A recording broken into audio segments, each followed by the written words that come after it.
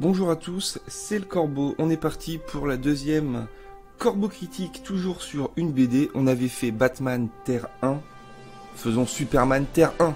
Après tout, comme ça au moins, on aura vu les deux personnages les plus emblématiques de chez DC Comics. Alors, bon, la problématique va être la même que pour Batman Terre 1, hein, c'est la même idée, c'est on recrée un nouvel univers DC Comics, on modernise le tout, on repart de zéro. Tout simplement. On va voir ce que ça donne avec Superman. Alors, commençons déjà par regarder un peu les bouquins. Donc, on peut voir que... Donc, j'ai les deux tomes. Enfin, bien sûr, si je vous fais les vidéos, c'est que j'ai les livres. Le premier est plus épais, tout simplement parce que... En fait, c'est une histoire en 3 volumes. Et le premier tome contient les 2 volumes américains. Voilà. Donc, en gros, l'édition de chez Urban Comics... Le premier tome, en fait, vous avez les 2 premiers volumes, et le 3e est dans le 2e tome. C'est pour ça que c'est plus gros. Superman Terre 1, donc comme pour Batman, on repart de zéro, on recrée des nouvelles origines à Superman et à tous les personnages qui l'entourent. Et là, contrairement à l'univers de Batman que je connais très bien, on va dire, je suis pas expert, mais je connais quand même vraiment pas mal. Pour Superman, c'est pas la même, les gars. Je connais beaucoup moins, bon, j'ai les bases, mais j'ai juste les bases, ça va pas plus loin. Par où commencer? Bon, déjà, on va faire le point technique en premier, tout ce qui va être narration, image, etc. Graphiquement, c'est une tuerie, il n'y a rien à dire. C'est notre ami Adrian Siaf, c'est ça? Attendez, je vais vérifier quand même. Adrian Siaf au dessin, c'est ça. Et on va citer la personne qui s'occupe des couleurs, c'est Barbara Ciardo. Parce que clairement, si les dessins sont magnifiques dans ces livres, les couleurs sont à tomber. La colorimétrie est absolument incroyable.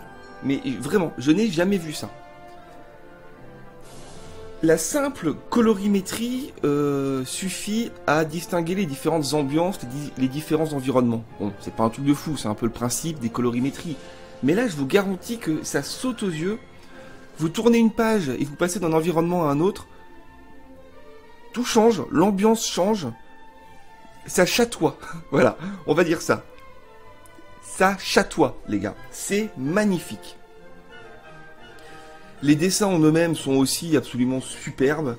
Ils sont un petit peu plus... ils sont un petit peu moins bruts que sur Batman Terre 1. Mais c'est Superman. Superman, c'est toujours un peu plus clean, un peu plus clair et lumineux que Batman, forcément. Donc ça s'adapte bien. Vraiment, graphiquement, pour l'instant, les 2 BD qu'on a vus en vidéo, c'est clairement le très très haut niveau, quoi. Je me répète, mais... La mise en couleur de ces livres sont incroyables. Je n'ai jamais vu ça. Par contre, on va voir un point noir. Un gros point noir. C'est les dialogues. C'est un petit peu étonnant en fait. Parce que les dialogues sont... J'ai envie de vous dire, ils sont très souvent ringards. Mais on passe d'un extrême à un autre. Parfois, on a des dialogues qui vont être très crus. Avec des vulgarités vraiment vulgaires, des grossièretés grossières, quoi. Mais vraiment, c'est cash. Mais c'est bien, parce que vous allez voir, on va voir qu'en fait, c'est une histoire qui est quand même très sombre. Donc ça, moi, j'aime bien. Quand c'est mature, c'est très dur. Et par contre, parfois, souvent, très souvent, les personnages vont arrêter de dire merde, ils vont dire flûte. Mais vous avez ça des dizaines de fois, ils font ah flûte, flûte. Mais même dans des moments vraiment d'action critique, vous avez Superman qui vous sort un flûte. C'est pas possible. C'est pas possible. Si c'était le ton du comics du début à la fin, pourquoi pas? On le sait que ça fait un peu partie des comics et surtout des traductions françaises des comics. Mais là c'est pas possible. On passe d'une scène très sombre, très dark, avec vraiment des histoires de drogue et tout, mais... C'est vraiment très sombre. Et on passe à un Superman qui vous dit flûte. Non, pas possible. Mais le pire de tout, les gars, c'est pas ça. C'est qu'il y a dans ce livre, dans en fait les 2 premiers tomes, j'en ai pas repéré dans le 3e, dans les 2 premiers tomes, il y a des fautes de frappe, il y a des coquilles, comme on dit. des tournures de phrases qui n'ont aucun sens, un te qui devient un de, vraiment des vraies fautes parfois de frappe, quoi. Et il y en a plusieurs. Et ça fait chier, clairement. Ça fait chier parce que, bon, je sais pas comment ça se passe pour vous, moi quand je lis un comics, j'essaie vraiment d'imaginer une voix, une intonation pour tous les personnages. Bon, j'imagine que c'est un peu normal, hein. Et quand vous êtes à fond dedans, que vous entendez vraiment les personnages parler plus que vous avez l'impression de lire, et que vous avez une faute de frappe, mais incroyable, ça casse le délire. Ça casse le délire, les gars. C'est le gros point noir, franchement, point de vue vraiment technique que j'ai noté. Du point de vue de la mise en place de la narration, pas de l'histoire en elle-même, hein, vraiment de comment l'histoire est narrée. C'est peut-être moi qui connais pas assez les comics, mais j'ai encore trouvé que c'était un petit peu redondant. Dans Batman Terre 1, rappelez-vous, c'était le principe de cliffhanger de fin de page qui revenait. Là, c'est pas pareil, c'est en fin de page, vous avez la première réplique de la future scène qui est en voix off sur la dernière case, en fait. Vous voyez ce que je veux dire? Tout le temps, ou quasiment tout le temps. Bon, c'est pas grave, non, mais bon, au bout d'un moment, ça commence à saouler, quoi. On a des scènes qui parfois sont très courtes. Les scènes de 2 pages, quoi, sont souvent présentes, mais c'est plutôt bien fait.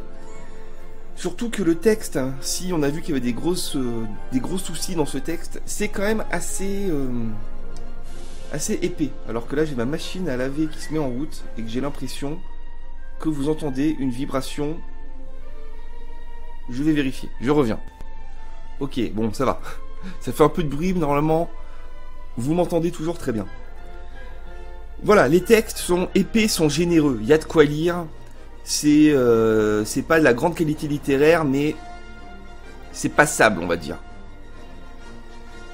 Les 3 tomes, bien sûr, hein, sont scénarisés, dessinés, mis en couleur par les mêmes personnes. Donc ce que je vous dis là marche pour les 3 tomes, bien évidemment. Maintenant, on va rentrer un peu plus en détail dans l'histoire. Encore une fois, comme pour Batman Terre 1, on va voir si on est face à une vraie réécriture totale ou pas. Non, moi je trouve pas, clairement. Comme pour Batman, encore une fois, on est face à une modernisation du mythe de Superman. Et ce, en fait, que ce soit, bon, du point de vue bien sûr graphique, on n'a plus un Superman Boy Scout, vous savez, vraiment avec sa mèche devant et tout, même si le costume de Superman et le costume classique, en fait, il a le slip rouge par-dessus la combinaison et tout, et ça passe plutôt bien. Dans les derniers films là, de Zack Snyder et compagnie, que ce soit Man of Steel ou Batman vs Superman, il n'y a pas ça, c'est un costume qui est presque gris en fait, qui est un bleu très sombre, couleur unie. Là non, c'est vraiment le costume bleu et rouge qu'on connaît, bleu, rouge et jaune, avec le slip rouge et tout. C'est pas mal, franchement ça passe bien. Donc, graphiquement c'est modernisé, mais franchement c'est pas ouf non plus. Metropolis, c'est Metropolis comme on le connaît. Krypton, c'est Krypton comme on le connaît. Voilà, franchement c'est pas ouf. Alors oui, bien sûr, Lois Lane et compagnie évoluent, on va parler des personnages plus en détail tout à l'heure, mais c'est pas un nouveau Superman du point de vue vraiment du chara design, quoi. Je sais pas si on parle de chara design dans les bandes dessinées, mais moi j'en parle. Character design, quoi, le design des personnages. Et les thématiques sont aussi, je pense, les nouvelles thématiques de Superman. On n'est pas face à un Superman qui est le symbole du bien que tout le monde aime, pas du tout. C'est un Superman qui doute beaucoup. C'est même un Superman qui a, à de rares moments, vraiment des pulsions violentes, des idées noires. Et surtout, c'est un Superman qui est remis en cause par le gouvernement. Je sais que dans certaines histoires de Superman, Superman est le laquais du gouvernement américain. Là, pas du tout en fait. Au contraire même. Mais je rentre pas en détail dans l'intrigue. C'est pour ça que c'est un Superman, c'est une histoire de Superman qui est vraiment très sombre. Même au niveau des lieux, la rédaction du Daily Planet, c'est un peu tout pourri. L'appartement de Clark est un peu tout pourri. Bon, c'est normal, ça, Clark Kent, il vit jamais dans une villa, mais là, ça sent vraiment le moisi, quoi. un personnage féminin que je ne connaissais pas qui s'appelle Lisa, qui est un personnage vraiment que j'adore. Je vais pas vous raconter sa vie parce que c'est un truc à découvrir en lisant. C'est très sombre. Voilà. Donc moi ça j'aime bien parce que Superman, je vous avoue que quand c'est Superman en mode c'est le dieu du bien, ça me plaît pas. Il y a les problématiques de Superman, enfin les thèmes de Superman en tant que dieu. Hein. Bien sûr, Superman c'est une figure très christique et il y a beaucoup d'images. D'ailleurs, on retrouve un rond derrière la tête de Superman. Parfois c'est la lune, parfois c'est un élément du décor qui crie comme une auréole. Et ça j'aime bien. Ça fait penser au 5e élément où le personnage de Zorg, le méchant joué par Gary Oldman, a toujours, mais là pour le coup c'est toujours, un rond derrière la tête aussi. Donc toutes les thématiques sont là.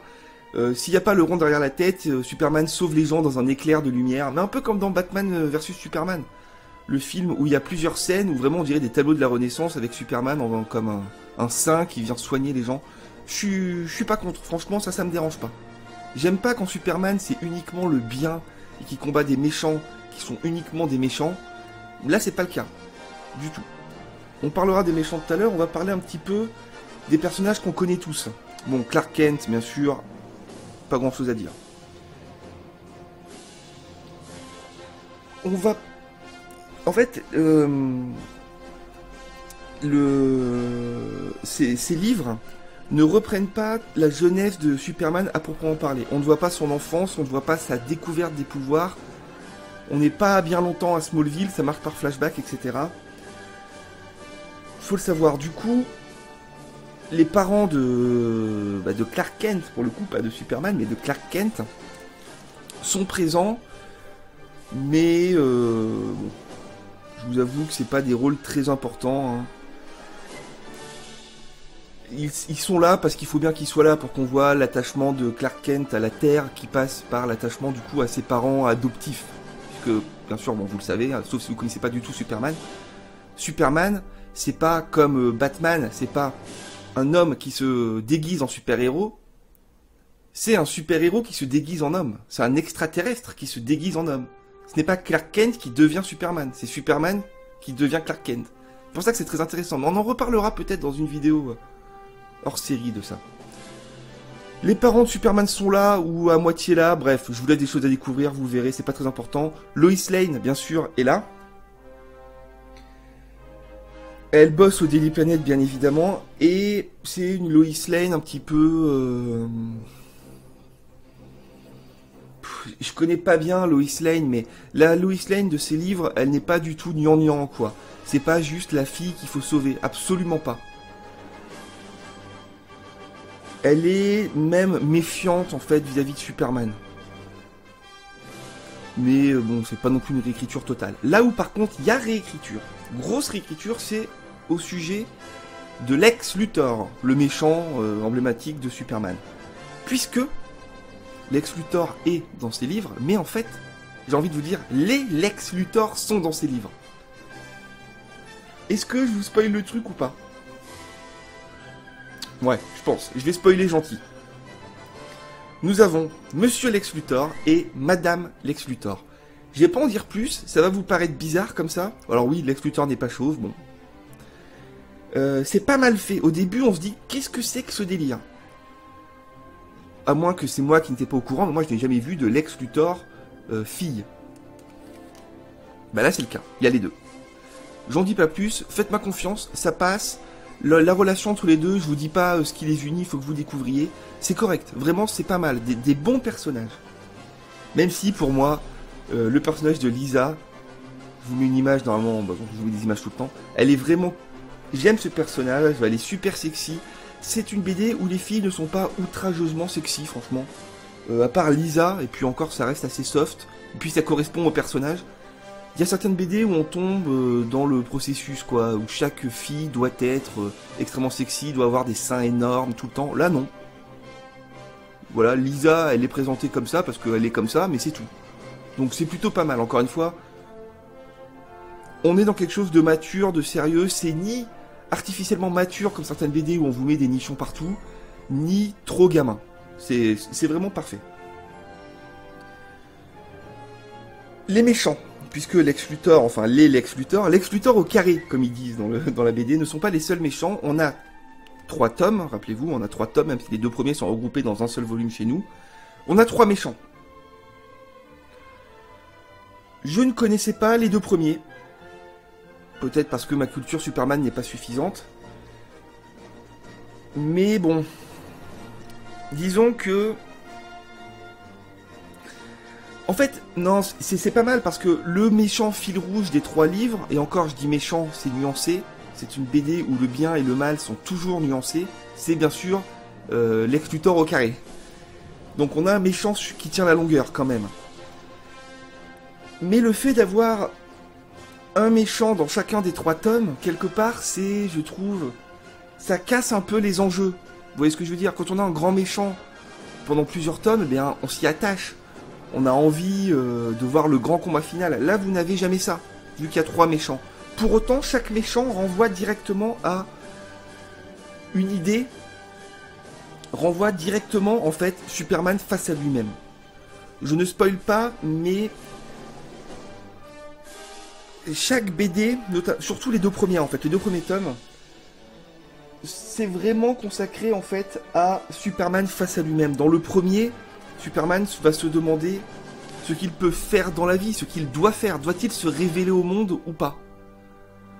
Au tout début, on a des scènes qui sont assez drôles où il cherche du travail. Donc, il est testé comme joueur de baseball, il est testé comme joueur de football, de football américain, il est testé comme scientifique, et dans tous les cas, il cartonne, forcément. C'est Superman. Le premier tome, c'est ça, c'est Superman face à lui-même. Que doit-il faire? Doit-il le faire, plutôt, voilà. Le tome 1, on pourrait appeler ça Superman, doit-il le faire? Le tome 2, on est plus dans que doit-il faire? Le tome 1, c'est vraiment Superman qui ne découvre pas ses pouvoirs, mais qui se demande s'il doit se révéler au monde. Le tome 2, il découvre les responsabilités qui lui incombent. Le tome 3, il va découvrir plus en détail que peut-être qu'en fait c'est le monde qui veut pas vraiment de lui. En gros, c'est ça. Bon, j'essaie de rester vague. C'est pas évident dans ces vidéos de rester vague. Parce que j'ai pas envie de vous faire un résumé des livres, j'ai envie de vous donner envie de les lire en fait. Enfin, quand c'est des bonnes BD. Là pour l'instant, on touche du bois les gars, on est sur des bonnes BD. Qu'est-ce que je pourrais vous dire de plus sur ces 3 livres, qui n'en sont que 2? Vous avez compris le principe? J'arrête de rabâcher. Ok. Il y a quand même ce que j'appelle des petites fautes de goût, il y a des choses étonnantes. Bon, là je vais vous spoiler. C'est pas très grave. Vous connaissez le Bat-Signal? Tout le monde connaît le Bat-Signal. Et ben là vous avez le Superman Signal. Ouais. Étonnant. À plusieurs reprises on retrouve ça, bon, pourquoi pas. Pourtant, bien sûr, on n'est pas dans un univers crossover, enfin... Il n'y a pas Gotham, il n'y a pas Batman dans ces BD, on reste sur du Superman pur, bien sûr. Peut-être qu'un jour, il y aura Superman versus Batman, Terre 1, ça serait pas mal d'ailleurs. Voilà, des choses étonnantes, il y en a, oui. Mais franchement, comme pour Batman Terre 1, les gars, ça va pas révolutionner l'histoire de Superman, hein. On a un nouveau Lex Luthor, ok, bon, mais voilà. D'ailleurs, pour finir, je pense que je vais vous lire un espèce de petit édito qui est au début du 3e tome. Alors, attendez, faut que je retrouve ça. Voilà. C'est une petite dédicace donc de J. Michael Straczynski. Je vais vous le refaire. C'est J. Michael Straczynski. C'est lui qui est au scénario. Je l'avais même pas cité. Super. Je vous lis le petit truc. Chaque génération grandit avec une version de Superman qui est son Superman. Pour moi, c'était le Superman de l'âge d'argent, dont le visage était doux, mûr, sage et compatissant, et qui était pourtant incroyablement fort. Il ne pliait jamais, il était honorable. C'est pourquoi ce nouveau tome de Superman Terre 1 est dédié à la mémoire de Curt Swan, celui qui m'a initié au mythe de Superman, et reste responsable du profond amour que je porte encore au personnage. C'est le début qui est intéressant. Chaque personnage, chaque génération, pardon, grandit avec une version de Superman qui est son Superman. C'est exactement ça. Je l'ai déjà dit pour Batman, je vais le redire. Si vous faites partie des gens qui se disent, mais les comics, c'est trop compliqué, il y a des multiverses de partout, il y a différentes versions. Laissez tomber cette idée. Vraiment. Vous prenez pas la tête pour savoir, faut que je commence par où, mais il y a les BD qui sortent chaque semaine, il y a les mensuels, machin. Non, vous embêtez pas. Je ferai une autre vidéo pour expliquer en détail comment faut faire si vous voulez commencer à lire des BD sans vous prendre la tête. Parce que c'est très compliqué les BD. Oui, les différents univers, les différentes éditions, machin. C'est très compliqué. Mais en fait, si on veut, on peut le simplifier à l'extrême. On verra ça dans une autre vidéo. Écoutez, voilà, on va faire une conclusion sur ces bouquins. Superman Terre 1, au même titre que le Batman Terre 1, le top du top. Si vous voulez commencer, vous initier à un de ces personnages. J'ai hâte que les autres versions arrivent. Je crois que Wonder Woman Terre 1 existe. J'irai voir si je le trouve. Des défauts dans Superman Terre 1, les textes, franchement. Le ton, le registre de langage, en fait, on dirait en littérature. Qui n'est pas cohérent, tout simplement. Mais ça reste correct, c'est passable. Par contre, graphiquement, franchement, c'est dur de faire mieux. Vous le voyez, de toute façon, en ce moment, hein, j'illustre avec des images, ce qui me prend un temps phénoménal au montage. Mais c'est pas grave, faut qu'on s'arrête d'ailleurs les gars, on est à 20 minutes, on s'arrête là, ça suffit. Superman Terre 1, très bon choix pour l'instant, on a vu que des très bonnes BD. Je vais faire quelque chose d'original pour la prochaine critique de BD. Ce sera pas du DC Comics. Et ça sera pas du Marvel non plus. Et ouais les gars. Amusez-vous bien. Je vous dis à bientôt.